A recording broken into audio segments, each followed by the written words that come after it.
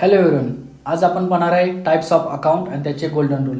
कोणते टाइप्स आहेत? 3 टाइप्स आहेत: पर्सनल अकाउंट, रिअल अकाउंट आणि नॉमिनल अकाउंट. पर्सनल अकाउंट कशाच्या रिलेटेड आहे? तर एखाद्या पर्सनच्या रिलेटेड आहे किंवा फर्मच्या रिलेटेड आहे किंवा एखाद्या कंपनीच्या रिलेटेड आहे. बरोबर. रिअल अकाउंट रिअल अकाउंट कशाच्या रिलेटेड आहे? तर प्रॉपर्टीच्या रिलेटेड आहे किंवा असेटच्या रिलेटेड आहे.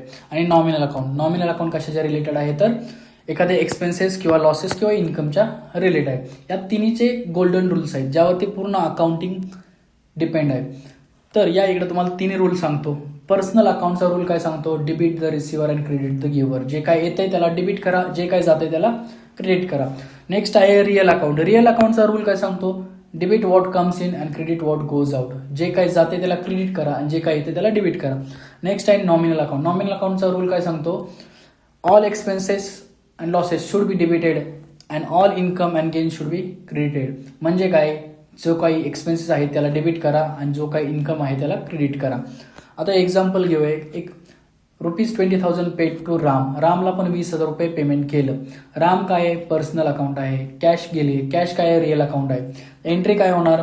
Ram's account debit to cash account. रामला पैसे गेलेत म्हणून रामला डेबिट आणि आपले पैसे गेलेत, बरोबर, कॅश गेली आहे म्हणून कॅशला क्रेडिट.